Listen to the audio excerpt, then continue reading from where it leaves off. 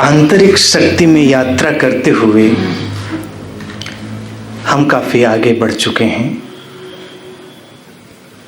कई मित्रों के भीतर से उठती हुई जिज्ञासाएं मेरे हाथ में हैं। एक मित्र पूछते हैं, कुछ समय पूर्व एक इंटीमेट सेटिंग में आपने 7 शरीरों की चर्चा की थी।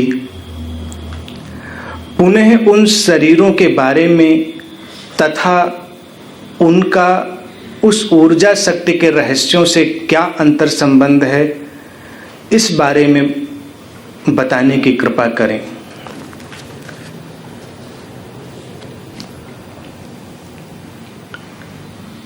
मनुष्य इसीलिए एक चमत्कार है। जितना है, जितना दिखाई देता है, इसमें बहुत अंतर है। तुम अपने आप को जितना देख पाते हो उससे भी कहीं अधिक तुम्हारा होना है। मैंने 7 शरीरों की बात की थी। 7 शरीर ये हमारी वास्तविकता है। जो लोग भी अपने भीतर गहरे उतरकर अनुभव कर पाए हैं, उन्होंने देखा है कि तुम्हारी संरचना 7 परतों से मिलकर बनी हुई है। अब इन शरीरों से जुड़ते हुए तुम्हारे भीतर ऊर्जा केंद्र भी हैं, जिन्हें हम चक्र कहते हैं। उन्हें भी मूलतः 7 माना गया है। आंतरिक ऊर्जा में इन सबकी बड़ी महत्वपूर्ण भूमिका है। तुम्हें पहली चीज ये समझनी है कि जब हम इन शरीरों और इन चक्रों की रहस्यमयता में प्रवेश करें तो ख्याल रखें कि तुम्हें एक गुण तो प्रकृति की ओर से मिला हुआ है। कुछ बातें तुम्हें प्रकृति प्रदत्त हैं, प्रकृति ने ही तुम्हें दे दी हैं स्वाभाविक रूप से। और एक बात है जिसे तुम्हें विकसित करना है, या वो तुम्हारी संभावना है। तुम्हारे जो शरीर हैं उनमें भी यही बात है। ये शरीर जुड़ते हैं तुम्हारे ऊर्जा केंद्रों से, और हर ऊर्जा केंद्र में एक बात प्राकृतिक है और कुछ छुपी हुई संभावनाएं हैं। जो व्यक्ति अपनी साधना में गहरे प्रवेश नहीं कर रहा है, वो केवल प्रकृति के द्वारा ही संचालित होता है। उसका जीवन ऐसे ही बीतता है जैसे कहीं अज्ञात से कोई धक्का दिया जा रहा है और वो चलता चला जा रहा है, अनियंत्रित, मूर्छित। पहला शरीर तुम्हारा स्थूल शरीर है, तुम्हारी फिजिकल बॉडी है। स्थूल शरीर तुम्हारा जुड़ता है तुम्हारे मूलाधार से। वो तुम्हारा मौलिक आधार है, और उस मूलाधार की ऊर्जा में 2 संभावनाएं हैं। एक प्राकृतिक संभावना है काम वासना की, और जो संभावना है वो है ब्रह्मचर्य की। अब ब्रह्मचर्य शब्द, इसे कुछ समझेंगे तभी यात्रा स्पष्ट होगी। ब्रह्मचर्य भोग और दमन से पार है। वो दमन नहीं है, वो किसी भी प्रकार काम वासना से संबंधित नहीं है। वो एक अलग आयाम है तुम्हारे इस मूलाधार केंद्र का। ब्रह्मचर्य का ठीक ठीक अर्थ है अंतर्निहित सृजनात्मकता, इनहेरेंट क्रिएटिविटी। परमात्मा की या ईश्वर की तुम परिकल्पना भी तो एक सृष्टा के रूप में ही करते हो। जब तुम उस सृष्टा की ओर बढ़ने लगते हो और अपने भीतर से सृजन की अनछुई अनपहचानी संभावनाओं को प्रकट करने लगते हो, तो तुम्हारी काम वासना ब्रह्मचर्य में रूपांतरित होती है। तुम प्रकृति से मुक्त होकर अपनी संभावना की ओर ऊपर उठते हो। जो व्यक्ति और जो सभ्यताएं इस स्थूल शरीर पर रुक जाती हैं, इस मूलाधार केंद्र पर, वो काम केंद्रित रह जाती हैं। और जिन व्यक्तियों की संभावना मुक्त होती है, उनके जीवन में अपूर्व सृजनात्मकता घटती है। तुम बड़े सृजनात्मक हो जाते हो। सारा विज्ञान, कला, साहित्य सब सृजन का ही क्षेत्र है। तुम सोचो कि वो प्राकृतिक ऊर्जा अभी तो एक ही काम कर रही है, नए शरीरों को जन्म देना।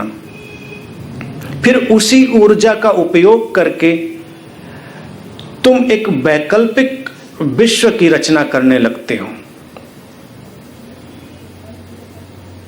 वैकल्पिक विश्व अर्थात जो संभावना छुपी पड़ी थी, उसे तुम जागृत करते हो। ऐसा भी हो सकता है जैसे आदिम कबीलों की ओर तुम लौटो, वहां पर मूलाधार सक्रिय है, उनका स्थूल शरीर सक्रिय है, तो जीवन में केवल जीवित रहने के ही प्रयास हैं और जीवित रहने के प्रयासों से इतर और कोई प्रयास नहीं। सभ्यता विकसित होती है तो न जाने कितने चमत्कार घटते जाते हैं। तुम्हारा चिकित्सा का जगत हो, तुम्हारा इंजीनियरिंग का जगत हो, विज्ञान से हटकर तुम्हारी जो कलाएं हैं उनमें तुम देखो, सब में उसी ऊर्जा का एक अद्भुत नृत्य तुम्हें दिखाई देगा। तो अब साधना में तुम्हें करना है कि प्राकृतिक ऊर्जा से बिना लड़े हुए, उसके प्रति केवल बोधपूर्ण रहते हुए, उस ऊर्जा की लहर पर सवार होकर, उसकी कदम कदम पर पहचान करते हुए अपनी अंदर छिपी सृजन की अपरिसीम अनलिमिटेड पॉसिबिलिटी को खोज लेना। फिर तुम पाओगे कि तुम मुक्त हो रहे हो। ऐसे कोई मुक्त नहीं हुआ। फिर दूसरे शरीर की यात्रा होती। अब सब चीजें अंतर संबंधित हैं। अब शरीर कोई बटा हुआ तो है नहीं। तो जब हम आंतरिक शरीरों की बात करेंगे, आंतरिक ऊर्जा केंद्रों के, तो सब भी एक दूसरे से अंतर संबंधित हैं, इंटर रिलेटेड हैं। जब स्थूल शरीर ठीक से विकसित होता है तो दूसरा शरीर फिर ठीक से विकसित होता है। दूसरा शरीर तुम्हारा है भाव शरीर, तुम्हारा आकाश शरीर या तुम्हारी इथरिक बॉडी।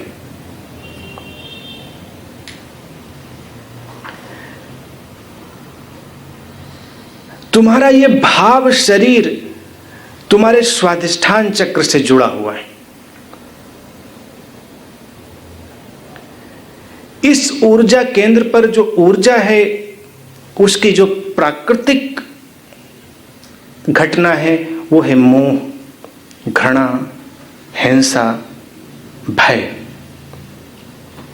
इसीलिए हर व्यक्ति इन भावों को अनुभव करता ही है। ऐसा कोई भी व्यक्ति नहीं जो इन भावों को अनुभव नहीं करता।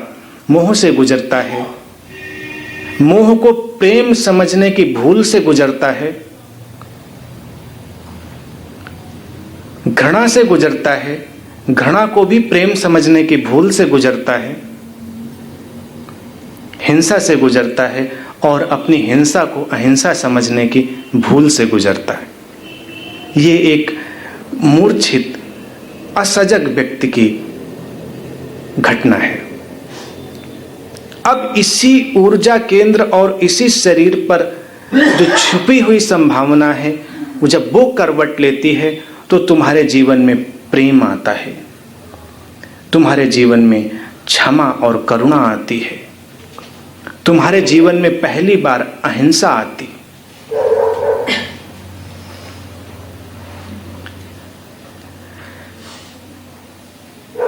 दूसरे शरीर के विकास पर अगर कोई रुक जाता है, ज्यादातर लोग रुक जाते हैं,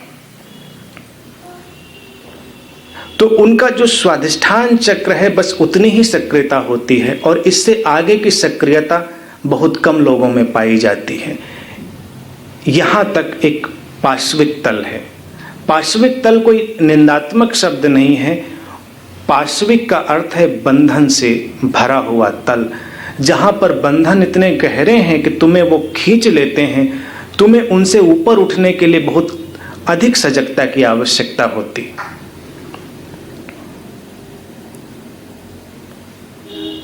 तो क्या करेंगे इस ऊर्जा को उसकी संभावना की ओर मोड़ने के लिए?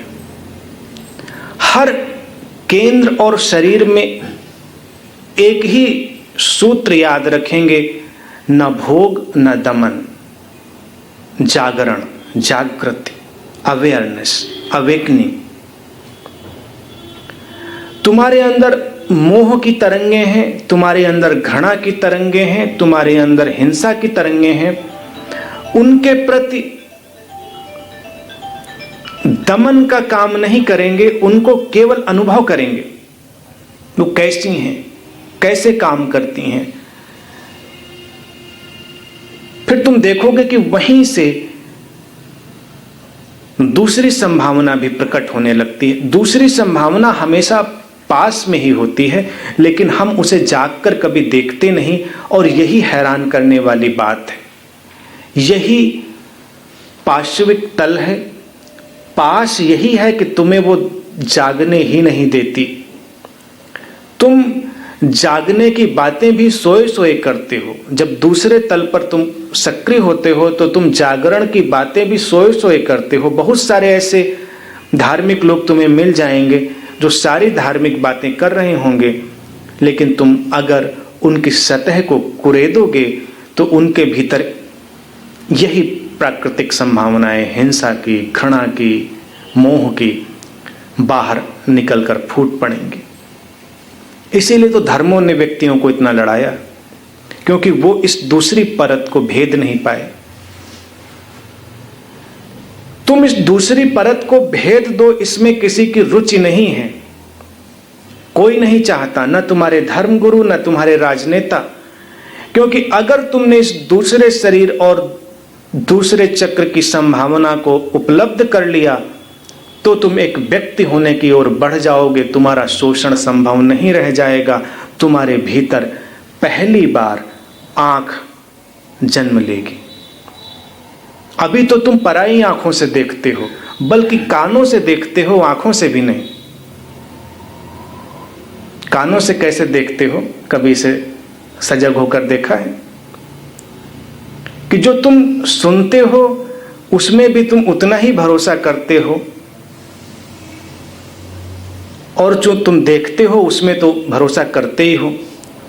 दरिया ने कहा था, संत दरिया दास ने, कानों सुनी सो झूठ सब, आंखों देखी साँच, दरिया देखे जानिए, क्या कंचन क्या कांच। अब दरिया एक सीधे साधे भोले भाले संत थे, अपनी मौज में उन्होंने बात कह दी, लेकिन उसमें आज के समय में मुझे एक और सुधार करना पड़ेगा कि आंखों देखा भी झूठ होता है। कानों सुना तो झूठ होता ही है, आंखों देखा भी डिसेप्टिव होता है। तो अपनी आंखों पर भी तुम भरोसा नहीं कर सकते, क्योंकि जब तक तुम इस दूसरे केंद्र को भेद कर आगे न बढ़ पाओ तो आंखें भी उधार की होती हैं। कभी तुम शास्त्र की आंखों से देख रहे हो, कभी गुरु की आंखों से देख रहे हो, कभी समाज की आंखों से देख रहे हो, कभी शिक्षा की आंखों से देख रहे हो। तुम्हारी अपनी आंख अभी कहां है? वो आंख जन्मती है जब तुम तीसरे शरीर की ओर बढ़ते हो, तीसरे केंद्र की ओर। तीसरा शरीर तुम्हारा है सूक्ष्म शरीर, एस्ट्रल बॉडी। और सूक्ष्म शरीर जुड़ा है तुम्हारे मणिपुर चक्र से। मणिपुर चक्र पर ऊर्जा की जो प्रकृति प्रदत्त घटना है वो है संदेह की और विचारों की असंबंधित हलचल की, और जो संभावना है उसमें छुपी हुई वो है श्रद्धा की और नियोजित विचार की।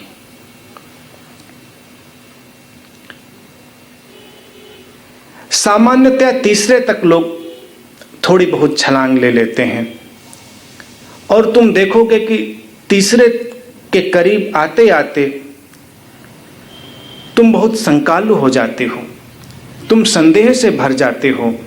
और संदेह से भरे हुए व्यक्ति जब धर्म में प्रवेश करते हैं, जब धर्मों का निर्माण करते हैं, तो वो विश्वास का सृजन करते हैं। इसीलिए बहुत सारे धर्म तुमसे विश्वास की ही मांग करते हैं, बहुत सारे धर्म गुरु तुमसे विश्वास की ही मांग करते हैं। विश्वास संदेह से विपरीत नहीं है, विश्वास तुम्हारा अनुभव नहीं है, तुम बस विश्वास करते हो, इसीलिए तुम उस विश्वास पर बड़े संकालु रहते हो। अंदर कहीं शंका डोलती रहती है, तुम उसे बार बार मजबूत करने की कोशिश करते हो। इसीलिए विश्वासी व्यक्ति बड़ा नाजुक होता है, उसको थोड़ा सा छेड़ दीजिए वो आक्रामक हो जाता है। धर्म का विश्वास से कोई लेना देना नहीं। विश्वास बिना आंख वाले लोगों के द्वारा पैदा की गई घटना है और विश्वासी व्यक्ति अगर तुम उसके भीतर झांक कर देख सको, विचारों का कोलाहल है, उपद्रव है। फिर इसी तीसरे केंद्र पर जब तुम अपनी संभावना को तलाशते हो तो तुम संदेह की उंगली थाम कर आगे बढ़ते हो, संदेह करते चले जाते हो, अनुभव करते चले जाते हो और एक दिन तुम देखते हो कि संदेह के ऊपर भी संदेह घिराता है। संदेह की अंतिम यात्रा है कि तुम संदेह पर भी संदेह करने लग जाते हो, तब तुम संदेह के पार चले जाते हो और तब श्रद्धा जन्मती है। श्रद्धा संदेह के दमन से नहीं आती, श्रद्धा संदेह को जीकर संदेह पर संदेह करके और उसके पार जाने से आती। वही श्रद्धा वास्तविक होती।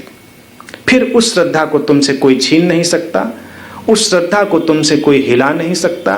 वो श्रद्धा तुम्हारा स्वभाव बन जाती है और जब संदेह की प्रक्रिया प्रारंभ होती है, तुम देखोगे विचारों का नियोजन प्रारंभ होता है, विचारों का चैनलाइजेशन प्रारंभ होता है। जितना भी विज्ञान और फिलॉसफी का जगत है वो संदेह की ही यात्रा करता है और इसीलिए उसमें विचारों की एक सुसंगत प्रक्रिया है, एक ऑर्डर्ड थिंकिंग है। अभी तो थिंकिंग है ही नहीं, तुम्हारे भीतर अराजक विचार कहीं इधर से उधर से आ गए। फिर जब तुम संदेह का सदुपयोग करना प्रारंभ करते हो तो पहली बार विचार नियोजित होते हैं, एक सिलसिलेवार ढंग से चलते हैं और सिलसिलेवार ढंग से चल रहे विचारों की धारा में एक ऊर्जा उत्पन्न हो जाती है, सशक्त ऊर्जा उत्पन्न हो जाती है।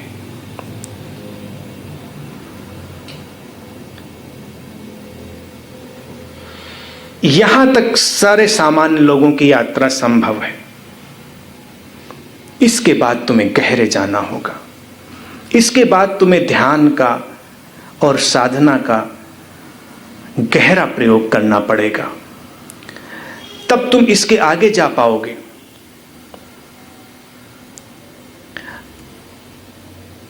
सभ्यताओं का सारा विकास क्रम यहां पर आकर रुक गया है, इसीलिए तुम चारों ओर देखोगे कि ये सारी सभ्यताएं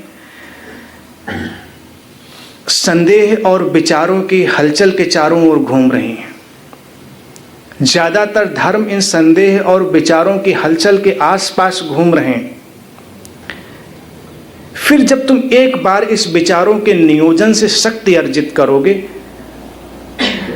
तो उसी शक्ति से फिर ऊपर की ओर धक्का लगेगा और तुम चौथे शरीर में आओगे। वो उपलब्धि है मनस शरीर, मेंटल बॉडी। अभी मनस शरीर की यात्रा कुछ कुछ लोगों की कभी कभी हो पाती है। अध्यात्म का पूरा जगत इस चौथे शरीर पर पहुंच गए लोगों की ही संभावना है। जिस आंतरिक ऊर्जा और कुंडलनी शक्ति की बात मैंने की वो इस चौथे शरीर की ही घटना है, मनस शरीर की। और तुम्हारा मनस शरीर, मेंटल बॉडी जुड़ती है तुम्हारे चौथे अनाहत चक्र से। अनाहत चक्र पर भी प्राकृतिक संभावना है स्वप्न की, कल्पना की।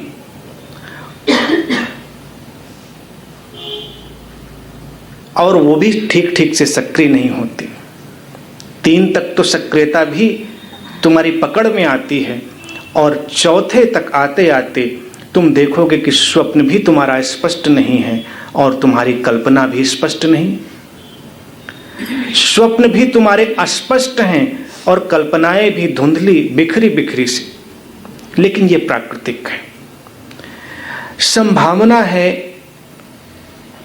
स्पष्टता की, अतीन्द्रिय दर्शन की, कल्पना के उपयोग के माध्यम से वास्तविकता की ओर मुड़ जाने की, यानी कि उस सूक्ष्म जगत के दर्शन की संभावना है। अभी तो हम स्थूल तक रुके हुए हैं। कुंडलिनी और आंतरिक ऊर्जा का अनुभव, यही सूक्ष्म अनुभव है, वो तुम्हारे मनस शरीर से आता है। और यही दुर्घटना कई बार बन जाती है अगर तुम स्वप्न और कल्पना में खो गए। 3 तक खतरे कम थे, अब खतरे बहुत हैं। स्वप्न और कल्पना का खतरा सबसे अधिक है। अधिकतर व्यक्ति इसी में खोकर रह जाते हैं। सबके अपने अपने स्वप्न हैं, सबकी अपनी अपनी कल्पनाएं हैं, इसीलिए सबके अपने अपने संसार हैं। इसी चौथे शरीर की प्राकृतिक संभावना की ओर ही आदि शंकर इशारा करते हैं जब कहते हैं संसार स्वप्नवत है, माया है। लेकिन इसी स्वप्न का उपयोग करके तुम स्वप्नातीत की ओर बढ़ सकते हो। समझ रहे?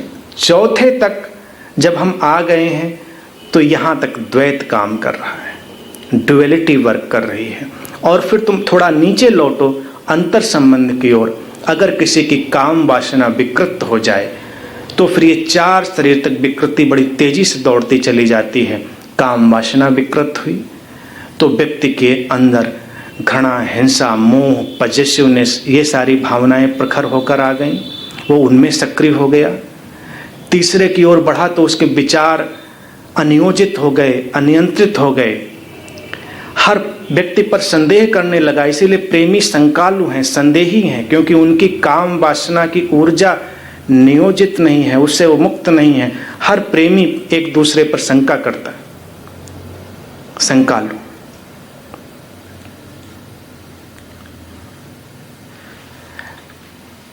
संदेह के बाद जब तुम देखते हो विकृति फिर आती है चौथे पर, स्वप्न और कल्पना। तुम डे ड्रीमर बन जाते हो। तुम उन प्रेमियों को और उन सामान्य संसार में डूबे लोगों को देखो, अपने अपने दिवा स्वप्न में खोए हैं। तुम अपनी अपनी कल्पनाओं में खोए हो, यथार्थ से कट गए हो। चूंकि यथार्थ से कट गए हो इसीलिए दूसरे की महत्ता तुम्हारे लिए नहीं रह गई है। तुम गैर सृजनात्मक हो गए हो। अगर ठीक ठीक यात्रा चल रही है तो तुम देखोगे कि तुम्हारे अंदर सृजन आया मूलाधार से, और मूलाधार पर जब सृजन की क्षमता आई तो ये शब्द सार्थक होता है, तुम्हारे अंदर जड़ें पैदा होती हैं। मूल जड़ों को कहते हैं। अर्थात तुम पहली बार अपने जीवन में रूटेडनेस महसूस करते हो, अन्यथा तुम अपरूटेड महसूस करते हो। काम वासना से भरा व्यक्ति कभी रूटेड नहीं होता, वो हमेशा अपरूटेड होता है। इसीलिए इतनी बेचैनी होती है। उस ऊर्जा के सजग उपयोग और दर्शन से जब तुम उसके ऊपर उठते हो तो पहली बार तुम्हारे जीवन में जड़ें आती हैं। तुम दूसरे शरीर और दूसरे ऊर्जा केंद्र की ओर फेंक दिए जाते हो। वहां तुम प्रेम का अनुभव करते हो, और उस प्रेम में आक्रामकता नहीं है, और उस प्रेम में पजेसिवनेस नहीं है, और वहीं पर तुम्हें लगता है कि तुम्हारे जीवन में स्थिरता है, जड़ें हैं जीवन में। विचार है तुम्हारे पास, नियोजित चैनलाइज्ड एनर्जी है तुम्हारे पास, और तुम्हारे पास सूक्ष्म अनुभव है, अतीन्द्रिय अनुभव है। सारे प्रेमियों का यही दर्द है और यही शिकायत है सभी लोगों का कि कोई मुझे समझता नहीं, कोई मेरे भाव को जानता नहीं। जब तक तुम इस चौथे शरीर और इस चौथे चक्र को ठीक से उपलब्ध नहीं हो जाते, तुम इस पीड़ा में भरे रहोगे। जिस व्यक्ति को इस चक्र की ऊर्जा की अनुभूति होती है वही उन सूक्ष्म तरंगों को अनुभव कर पाता है, चारों ओर फैली सूक्ष्म वाइब्रेशंस को अनुभव कर पाता है, तो तुम्हारे विचारों की तरंगों को भी अनुभव कर सकता है। तुम्हारे भीतर सूक्ष्म हो रही हलचलों को भी अनुभव कर सकता है। उसके पहले आशा मत करो। अगर उसके पहले तुम आशा करोगे तो तुम व्यर्थ पीड़ित होगे। इस 4 तक द्वैत था। अब इसके बाद तुम 5वें शरीर की ओर आते हो। अगर 4 तक यात्रा ठीक ठीक हुई है तो 5वें तक फिर तुम स्वाभाविक रूप से गति करने लगते हो। एक मोमेंटम आ जाता है, आत्मिक शरीर की ओर तुम बढ़ जाते हो, स्पिरिचुअल बॉडी। और आत्मिक शरीर की जोड़ की जो घटना है वो तुम्हारे विशुद्ध चक्र से मिलती है, वो तुम्हारे विशुद्ध चक्र से जुड़ता है और वो आनंद का केंद्र है। वहां पर अकारण आनंद घिरने लगता है। उस 5वें से पहले अकारण आनंद नहीं आता। और 2 चीजें और आती कि विशुद्ध चक्र तुम्हारे वाणी के यंत्र के पास में है, तो अगर वो विकृत हो गया है तो तुम्हारी वाणी भी विकृत हो जाती है। तुम बस बोलते रहते हो, बोलते रहते हो, बोलते रहते हो। देखो, हर कोई बोल रहा है और कोई सुन नहीं रहा। सुन लोग बस इसलिए रहे हैं कि वो बोल सकें, तो इतनी कर्टसी करते हैं कि दूसरे को बोलने का मौका देते हैं ताकि उन्हें बोलने की जो बेचैनी है उसको निकालने का अवसर मिल सके। अब विशुद्ध चक्र की ऊर्जा जब ठीक ठीक गति करती है तो वाणी खोती है, मौन आता है। मौन में अद्वैत है, मौन में सारे द्वैत गिर जाते हैं। मौन से उभरकर जब पहली बार शब्द बाहर आता है तो उस शब्द के प्रयोग से ही द्वैत प्रारंभ हो जाता है। वाणी द्वैत को लाती है, ड्युअलिटी को लाती है, उसी के साथ विभाजन प्रारंभ हो जाता है। और ये 5वें शरीर की ही संभावना है, आत्मिक शरीर की। तो जो आत्मिक शरीर के अनुभव की ओर आ गया है वो गहरे मौन में डूब गया है। उसके चारों ओर तुम मौन के महासागर को अनुभव कर पाओगे। उसे बोलने की बेचैनी नहीं है। वो बोलता है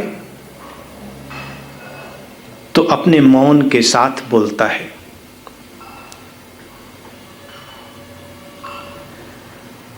यहां पर एक बहुत बड़ा खतरा पैदा होता है साधकों के लिए। मैं सारी बातें कर ले रहा हूं, यहां तक आते आते भी वक्त लगेगा 5वें तक। क्योंकि जो 5वें तक आ गया आत्मिक शरीर तक, तो एक अर्थ में उपलब्धि हो गई।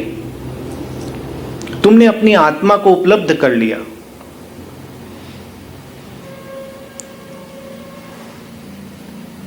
लेकिन यहां पर सुख और आनंद इतना गहरा है, सुख का चरम जिसमें द्वैत नहीं है उसे आनंद कहते हैं। आनंद इतना गहरा है कि उस आनंद में खो जाने की संभावना है, तुम उसके आगे नहीं जा सकते। बहुत से साधक यहीं पर आकर ठहर जाते हैं क्योंकि वो आनंद की ही तलाश में निकले होते हैं। बहुत कम लोग होते हैं जो सत्य की तलाश में निकले होते हैं। ज्यादातर लोग आनंद की तलाश में निकले होते हैं, और आनंद जब मिल गया तो तुम अनंत अनंत काल तक उस आनंद में डूबे रह सकते हो। फिर तुम कभी सोचोगे ही नहीं कि इसके पार भी कुछ है। इसीलिए कुछ धर्म भी आत्मा की बात पर आकर रुक जाते हैं कि आत्मा बस इतना पर्याप्त है। लेकिन अगर तुम पहले से ही इस संभावना को अपने अंदर लेकर चल रहे होगे कि अभी अगर अनुभव करने की संभावना तुम्हारे अंदर है, तो इस अनुभव करने की संभावना के पार भी क्या कुछ है? आत्मिक शरीर पर, स्पिरिचुअल बॉडी पर, विशुद्ध चक्र पर मैं गिर जाता है, अहंकार गिर जाता है और केवल होने की अनुभूति होती है। हूंपन रह जाता है, एमनेस रह जाती है। अहंकार मिटता है, अस्मिता शेष रहती है। अस्मिता अर्थात amness. There is no I but there is am. हूं, लेकिन होना शेष है। फिर आत्मिक से जब तुम आगे जाते हो तो ब्रह्म शरीर में छलांग लगती है। ये तुम्हारा छठा शरीर है, ये जुड़ता है तुम्हारे छठे चक्र से, आज्ञा चक्र से, और यहां पर तुम्हारा हूं भी गिर जाता है। देयर रिमेन्स जस्ट बीइंग, केवल होना मात्र रह जाता है। अस्मिता भी जाती है, अहंकार तो गया, अस्मिता भी जाती है, केवल होना रह जाता है। इसीलिए उसे ब्रह्म शरीर कहते हैं। वो आज्ञा चक्र से संबंधित है। अब व्यक्ति जैसे कहते हैं ना कि ब्रह्म की अनुभूति उसे सृष्टा बना देती है, तो आज्ञा चक्र का अनुभव और उसका परिपूर्ण जागरण तुम्हें उन सारे चमत्कारों से भर देता है जिनकी तुम ईश्वर में कल्पना करते रहे हो। तुम्हारे विचार मात्र से कुछ भी हो सकता है।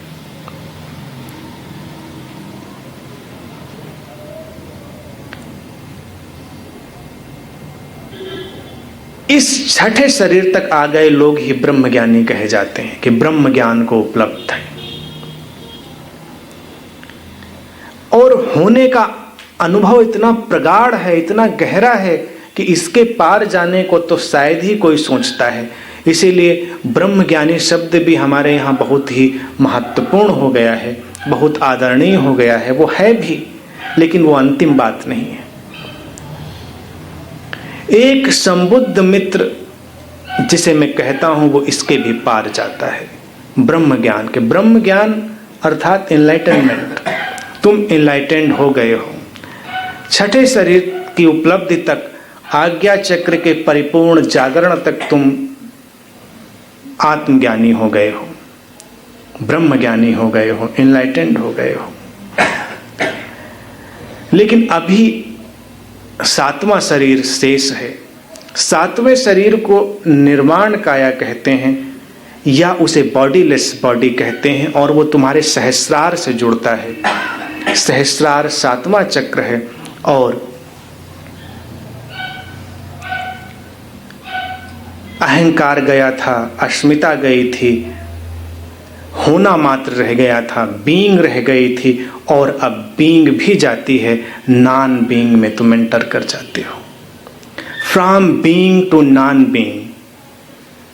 सारे द्वैत, सारे विरोधाभास एक साथ खिंच आते हैं, एक साथ विलीन हो जाते हैं।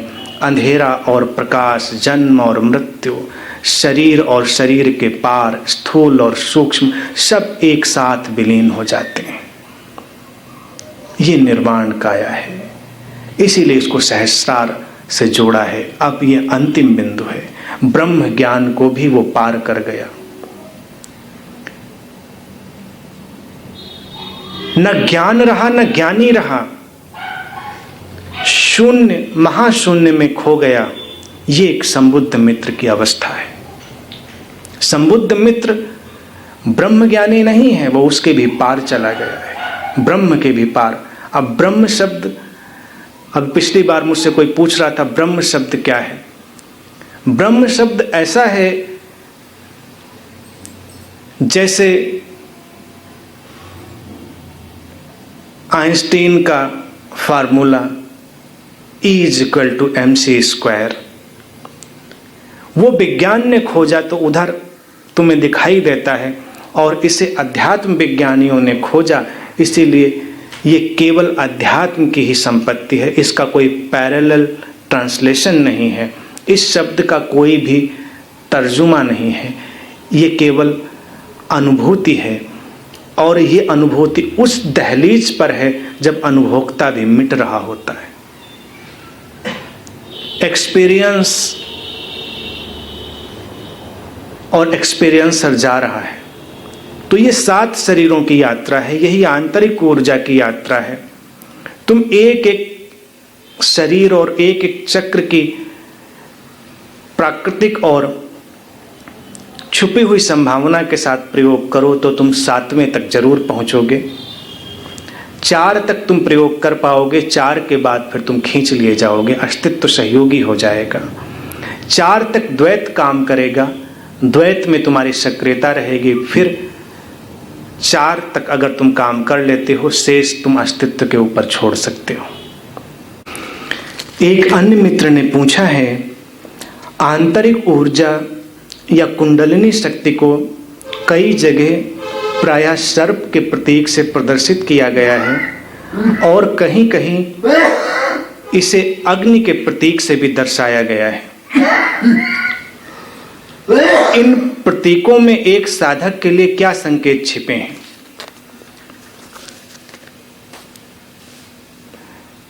इन प्रतीकों से तो तुम परिचित हो ही।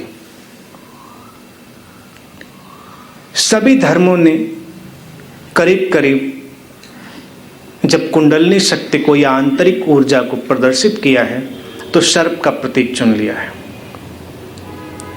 स्नेक का। कहीं कहीं इसे अग्नि की तरह से भी दर्शाया गया है। दोनों बातें महत्वपूर्ण हैं। और प्रतीक तो बस प्रतीक होते हैं।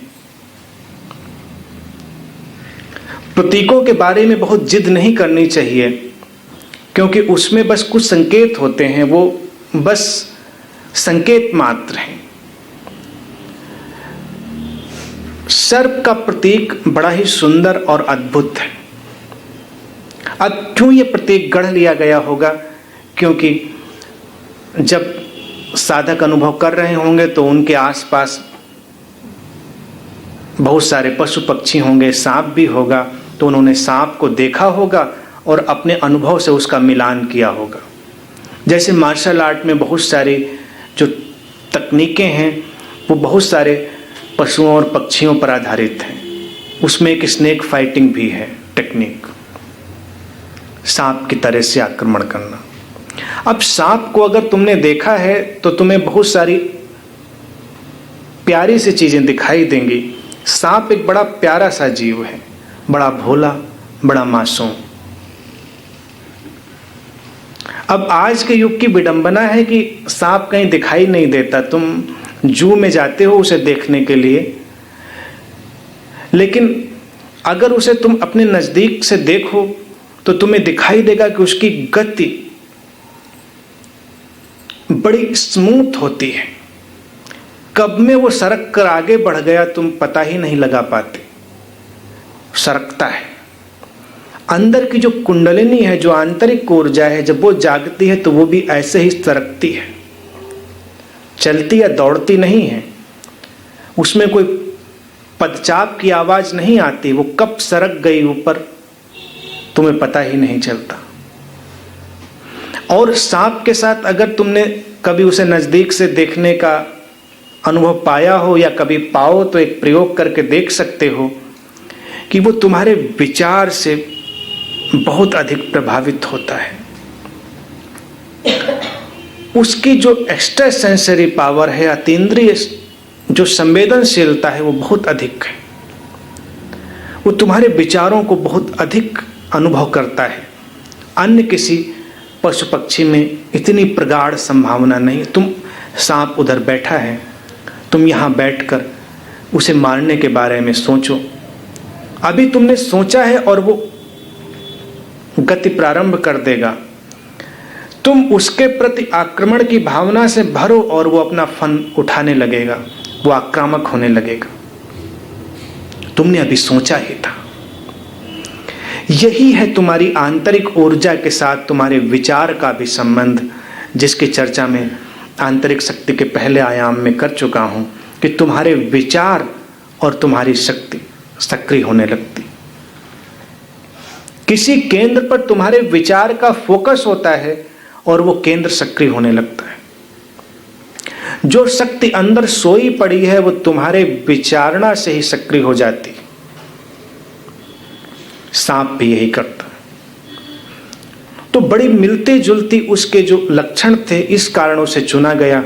सांप भी कुंडली मारकर बैठता है, और जो अंदर कुंडलिनी शक्ति है, कुंडलिनी नाम भी उसे इसीलिए दिया गया कि तुम्हारे ऊर्जा के कुंड में, उसमें भी बहुत सारे कुंडल हैं, बहुत सारे मोड़ हैं, और वो भी वैसे ही जागती है जैसे सर्प की कुंडलियां खुलती हैं।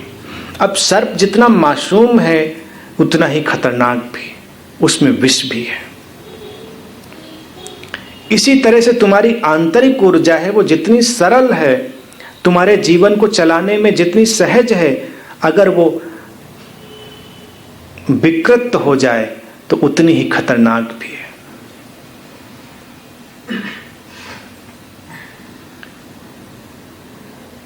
तुम्हारी ऊर्जा विकृत हो जाए तो तुम्हें फिर कोई बचा नहीं सकता, तुम विक्षिप्त हो जाओगे। कुंडलिनी अगर भ्रष्ट हो जाए तो साधक के विक्षिप्त होने के सिवा और कोई विकल्प नहीं रहता। बहुत से साधक इसके शिकार हो जाते हैं। तुम्हारी काम वासना जो कुंडलिनी का मौलिक केंद्र है, अगर वो विकृत हो जाए तो तुम करीब करीब विक्षिप्त हो जाते हो। सर्प, उसका विष भी ऐसा ही है, तुम्हें धीरे धीरे सुला देता है। ऊर्जा का विकृत होता हुआ रूप भी तुम्हारी इंद्रियों को धीरे धीरे सुला देता है, और अगर वो ठीक से सक्रिय हो तो धीरे धीरे तुम्हारे अंदर जागरण भी पैदा कर देता है। एक और कारण था जिस कारण से सर्प के प्रतीक को चुन लिया गया। अभी यहां पर मैं बात कर रहा हूं जागरण की, तुम सब जागे हुए हो बेशक, लेकिन अभी एक अच्छा प्यारा सा सर्प यहां पर आकर घूमने लगे तो तुम बहुत अच्छे से जाग जाओगे, फिर तुम सोए नहीं रह पाओगे। फिर मैं रोकता रह जाऊंगा, तुम यहां बैठे नहीं दिखाई दोगे। मैं लाख समझाऊंगा, नहीं ये कुछ नहीं करेगा, सीधा साधा है, लेकिन तुम सब सीधे इस कमरे के बाहर दिखाई दोगे, तुम जाग चुके होगे। कुंडलिनी भी जब एक बार मूवमेंट में आती है तो तुम्हारी सारी मूर्छा को तोड़ देती है।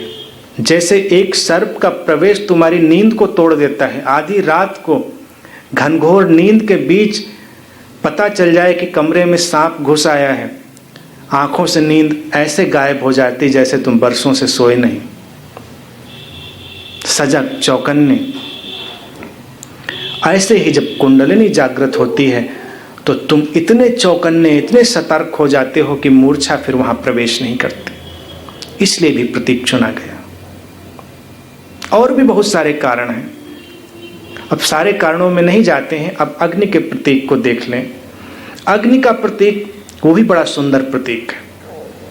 अग्नि ऊपर की ओर उठती है, अग्नि कभी नीचे नहीं जाती। ये आंतरिक ऊर्जा भी ऊपर ही उठती है। अग्नि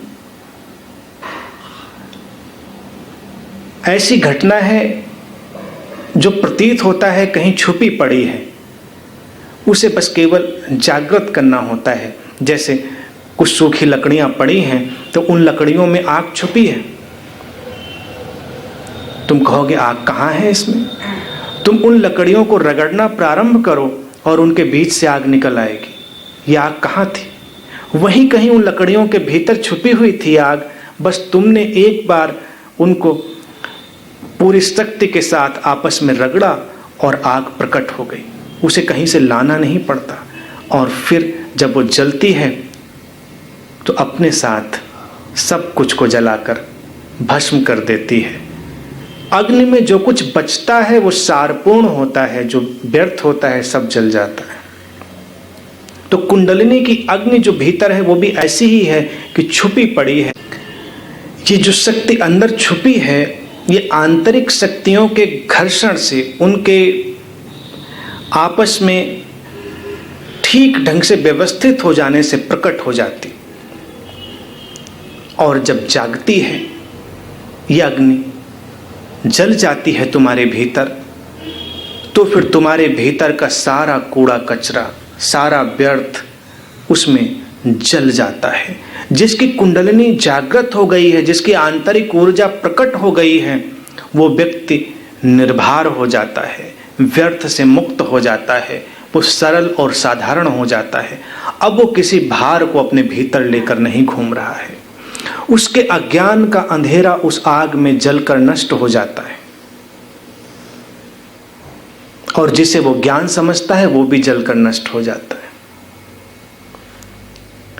फिर उस अग्नि का अपना एक प्रकाश है, प्रखर चमकता हुआ। और अग्नि के प्रकाश में एक ये बात भी है कि उसका उत्ताप है। उसको दिए से नहीं दिखाया प्रतीक को। अगर इस कुंडलनी को दिए के प्रतीक से दिखा देते तो वो भी जलता है, लेकिन दिया दूर है, टिमटिमाता हुआ, उसका उत्ताप कम है। अग्नि जलती है तो उसमें रोशनी है, लेकिन उसका उत्ताप है, उसकी गर्माहट है। ये गर्माहट ही तुम्हारे बोध की, तुम्हारे प्रेम की गर्माहट है। जिसके भीतर ये आंतरिक ऊर्जा प्रकट हो गई है, उसके व्यक्तित्व में तुम एक गर्माहट पाओगे, करुणा की गर्माहट, प्रेम की गर्माहट, बोध की गर्माहट। वो ठंडा व्यक्ति नहीं होगा, वो निष्प्राण नहीं होगा, उसके भीतर धड़कते हुए प्राण होंगे। यही उसकी पहचान होगी। तो इसीलिए प्रतीक चुने गए हैं, सुंदर प्रतीक हैं।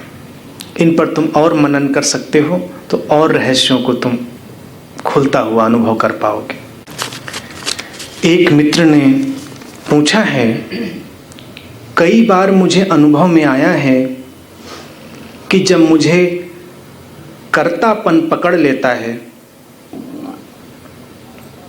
तब मैं ऊर्जा को खोता हुआ अनुभव करता हूं, और जब अकर्तापन का भाव भीतर ठहर जाता है तो ऊर्जावान तथा आनंद से भरा अनुभव करता हूं। लेकिन ये भाव भी मेरे वश में नहीं है। कभी कर्तापन और कभी अकर्तापन घड़ी के पेंडुलम की तरह मैं इनमें गति करता रहता हूं। कृपया मार्गदर्शन देने की कृपा करें। बहुत सुंदर बात पूछी है, अनुभवजन्य बात पूछी है, प्रयोग किया है इस पे, तभी प्रश्न उभर कर सामने आया है। ऊर्जा कर्तापन और अकर्तापन की ही यात्रा है। जिस आंतरिक ऊर्जा की और कुंडलनी की मैं बात कर रहा था, उसकी यात्रा ही है कर्ता से अकर्ता की। कर्तापन यानी कि मैं करने वाला हूं, आई एम द डूअर, ये जिसकी भाव दशा है वो निश्चित ही बड़े तनाव में रहता है, बहुत ही बेचैनी में रहता है। और जब भी तुम तनाव और बेचैनी में होगे तुम्हारी ऊर्जा तो खो ही जाएगी। अकर्तापन अर्थात मैं करने वाला नहीं हूं, सब कुछ घट रहा है, ये अस्तित्वगत है, मैं केवल उसका साक्षी हूं। ये भाव ही, ये विचार ही तुम्हें कितना मुक्त करने वाला है, ये विचार ही तुम्हें कितने भार से हटा देने वाला है। लेकिन तुम क्या करो?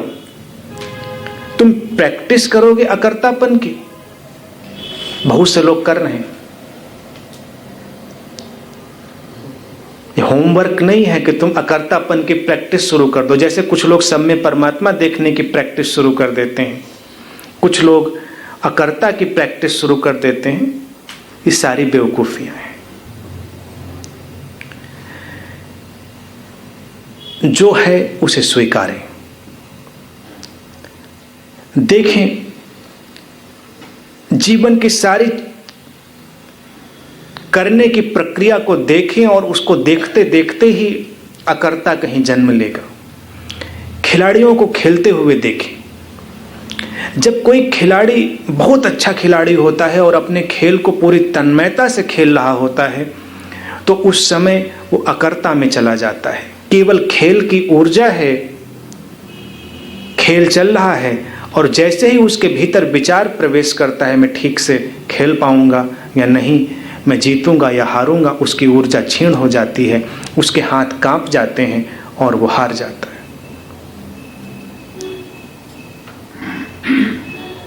जो लोग बहुत अद्भुत चित्रकारी कर पाए हैं, उन्होंने भी पाया है कि जैसे उस पार की किसी शक्ति ने उनके हाथों को संभाल लिया है और बस केवल उनके हाथ गति कर रहे हैं, वो नहीं बीच में कहीं है, और अद्भुत चित्र उनके माध्यम से निकला है।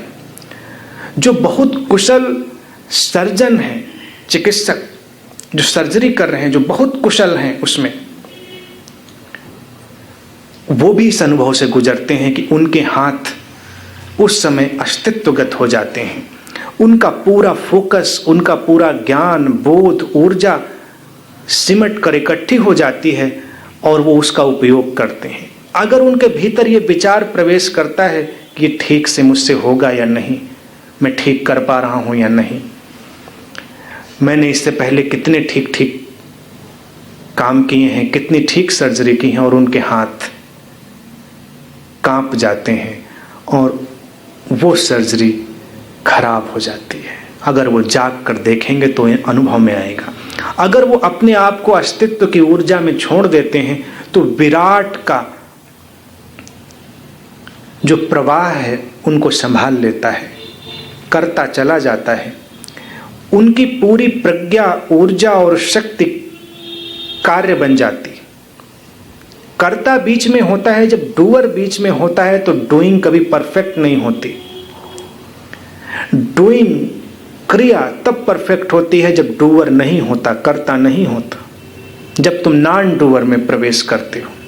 लेकिन इसका अभ्यास मत करना, इसके प्रति केवल जागना। तुम जागोगे और तुम देखोगे कि फिर घटना घट रही है, तुम अपनी पूरी शक्ति डाल देना। इसी को क्षण में जीना कहते हैं कि तुम अब तक जो जान रहे हो, जो तुम्हारा ज्ञान है, जो तुम्हारा अनुभव है, उसको इस क्षण में तुम पूरी तरह से खींच लाए हो। अब जो हो रहा है सो हो रहा है, तुम उसके दृष्टा हो, फिर तुमसे श्रेष्ठ घटता है। अभी जैसा मित्र ने लिखा है, घड़ी के पेंडुलम की तरह कभी कर्ता आ जाता है, कभी अकर्ता आ जाता है। सामान्य व्यक्ति की यही स्थिति है। तुम लिखते हो तुम्हारे वश में, ये भी नहीं है, सचमुच में वश में नहीं होता है प्रारंभ में, क्योंकि प्रारंभ में तुम्हारे जीवन में दोनों गतियां काम कर रही हैं।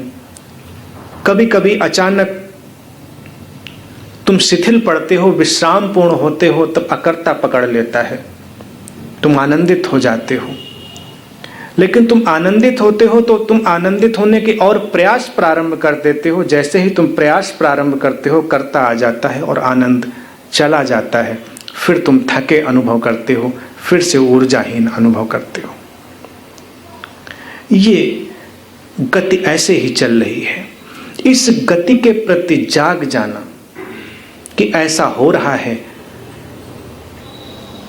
तुम्हें कहीं दूर उस अकर्ता की ओर लाएगा। अकर्ता का शुद्धतम शब्द है साक्षी, क्योंकि कर्ता अकर्ता में भी तो कर्ता, अकर्ता में भी कर्ता आ ही जाता है। तो तुम हमेशा कंफ्यूज रहते हो कि अकर्ता में मैं नहीं कर रहा हूं तो कोई और कर रहा होगा। कुछ भक्त लोग इसे अनुभव करते हैं तो कहते हैं कि मैं नहीं कर रहा हूं, ईश्वर कर रहा है। लेकिन करना जारी है। फिर तुम्हें ये भाव भी पकड़ेगा, अगर वो कर सकता है तो मैं भी कर सकता हूं। अच्छा होगा कि इसके लिए तुम साक्षी शब्द का उपयोग करो, जिसमें केवल तुम इस क्रिया के जगत के दर्शक हो। कहां से घट रहा है, कौन कर रहा है, इसे तुम नहीं जानते। ये एक अस्तित्वगत प्रज्ञा है, ये कॉस्मिक विजडम है जो सारे एक्शंस को, सारी क्रियाओं को सक्रिय करती है। तुम अगर अपने को सीमित मानोगे, लिमिटेड मानोगे, तो तुम उस कॉस्मिक कलेक्टिव एक्टिविटी से वंचित रहोगे।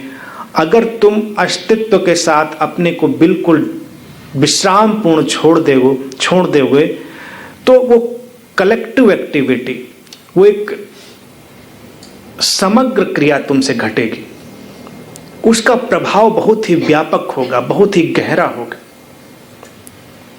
जैसे संबुद्ध मित्र बोलता है तो वो बोलता नहीं है, उसके माध्यम से अस्तित्व बोलता है, इसीलिए उसके शब्द इतने प्रभावशाली हो जाते हैं। तो इस साक्षी को प्रयोग में लाएंगे, वो अधिक उचित होगा। जब कर्ता आए तो उसके भी साक्षी रहें, और जब अकर्ता आए तो उसके भी साक्षी रहें। कोई मूल्यांकन न करें, यह अच्छा है या बुरा है।